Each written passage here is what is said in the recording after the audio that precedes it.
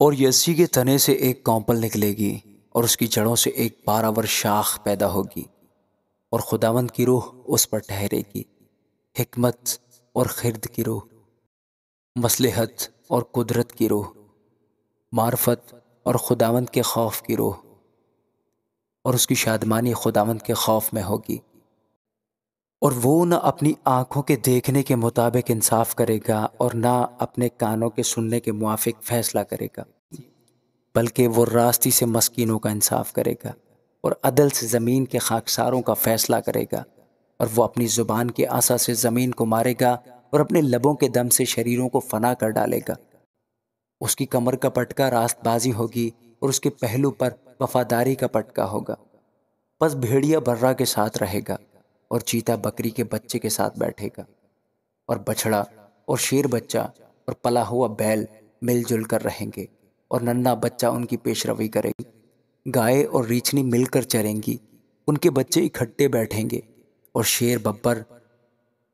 بیل کی طرح بھوسا کھائے گا، اور دودھ پیتا بچہ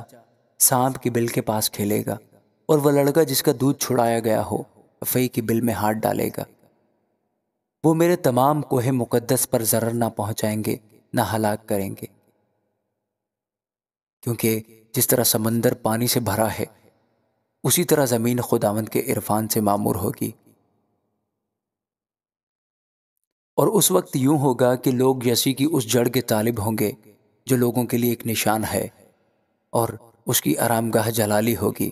اور اس وقت یوں ہوگا کہ خداوند دوسری مرتبہ اپنا ہاتھ بڑھائے گا کہ اپنے لوگوں کا بقیہ جو بچ رہا ہو اسور اور مصر اور فتروس اور کوش اور اعلام اور سنعار اور حمات اور سمندر کی اطراف سے واپس بلائے،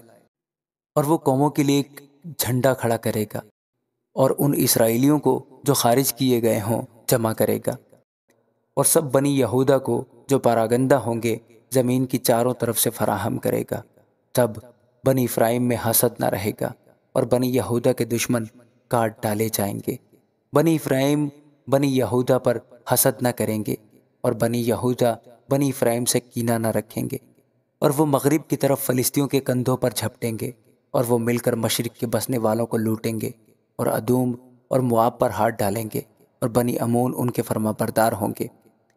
تب خداوند بحر مصر کی خلیج کو بالکل نیست کر دے گا، اور اپنی باد سموم سے دریائے فرات پر ہاتھ چلائے گا اور اس کو 7 نالے کر دے گا، اور ایسا کرے گا کہ لوگ جوتے پہنے ہوئے پار چلے جائیں گے، اور اس کے باقی لوگوں کے لیے جو اسور میں سے بچ رہیں گے ایک ایسی شاہراہ ہوگی جیسی بنی اسرائیل کے لیے تھی جب وہ ملک مصر سے نکلے۔